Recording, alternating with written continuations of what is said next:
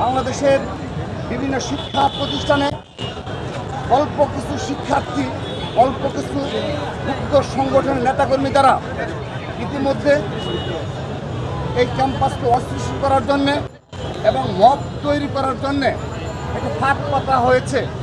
সেখানে বাংলাদেশের স্বাধীনতা সার্বভৌমত্বের প্রতীক শহীদ রাষ্ট্রপতি জিয়াউর রহমান এবং বিএনপির ভারপ্রাপ্ত চেয়ারম্যান জনাব তারেক রহমানকে উদ্দেশ্যমূলকভাবে কটূক্তি করে এবং ভাষায় প্রকাশ করা যাবে না এমন নোংরা স্লোগানের মাধ্যমে ক্যাম্পাসগুলোতে মব সৃষ্টির পায়তারা করা হয়েছিল।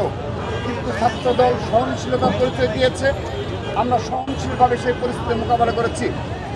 কিন্তু আমরা সেই জুলাই আগস্টের পরবর্তী সময় থেকে যেভাবে গুপ্ত সংগঠনের বিরুদ্ধে বারবার সাধারণ শিক্ষার্থী অবহিত করেছিলাম, আজকে সেগুলো দৃশ্যমান হচ্ছে।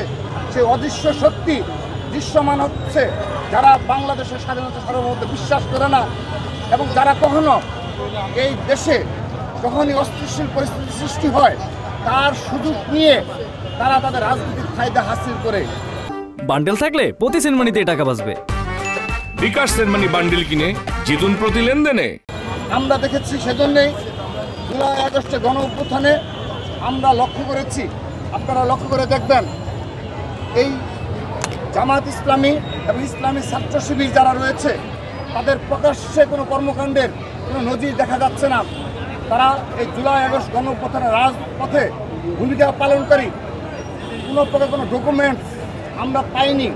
আমরা বিশ্লেষণ করে দেখেছি এর পেছনে একটা গভীর ষড়যন্ত্র রয়েছে।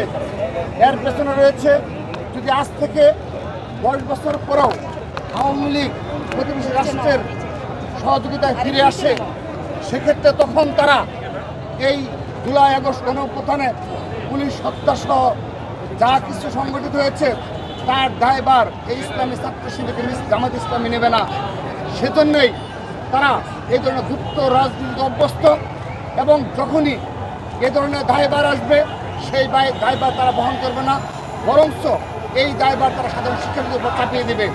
তারই ধারাবাহিকতায় এই সর্বশেষ ক্যাম্পাসে যে বিশৃঙ্খল পরিস্থিতি সৃষ্টি করার চেষ্টা করা হয়েছে সেই খাতে কিন্তু সাধারণ শিক্ষার্থীরা পা দেয়নি।